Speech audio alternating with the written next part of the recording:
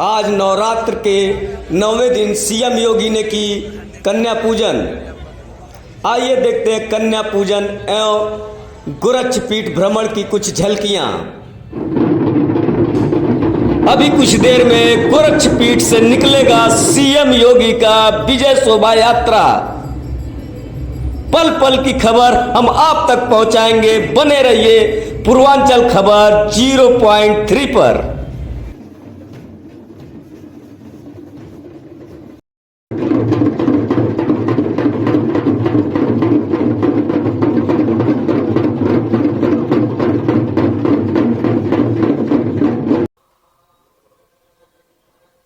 और सनातन काल से ही सभी धर्मावलंबी अपनी इस प्रतिबद्धता के साथ जुड़कर के वर्ष में इस आयोजन के साथ जुड़ते हैं, इन कार्यक्रमों को सफल बनाने में अपना योगदान देते हैं। दुर्गा पूजा के पंडाल भी जगह जगह लगते हैं। लोग बड़े परिवार के साथ इस अनुष्ठान के साथ जुड़ते हैं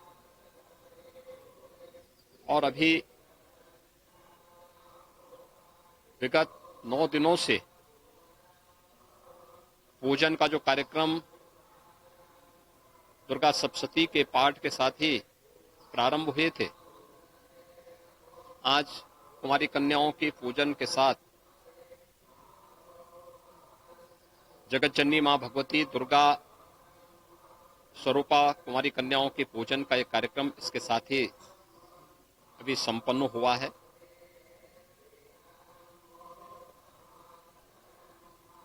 स्वाभाविक रूप से हम सबके सामने इसको केवल एक धार्मिक और आध्यात्मिक आयोजन तक सीमित न रख करके एक भौतिक जगत में भी हम मातृशक्ति के प्रति सर्वोच्च सम्मान का भाव व्यक्त कर सकें,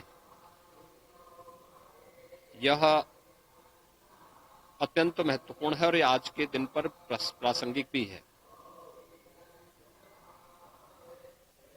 और इसीलिए इस परंपरा को भारतीय मनीषा ने वर्ष में 2 बार वासंती नवरात्रि के रूप में और शारदीय नवरात्रि के रूप में महत्व दी है। अपराह्न में विजयादशमी का पुण्य पर्व भी प्रारंभ होगा, मुहूर्त प्रारंभ होगा, उसके साथ ही विजयादशमी के कार्यक्रम भी प्रारंभ हो जाएंगे। स्वाभाविक रूप से वासंतीय नवरात्रि की 9वीं तिथि को मर्यादा पुरुषोत्तम भगवान श्री राम के पावन जन्मदिन के रूप में संक्रांत 10वीं की तिथि विजयादशमी के रूप में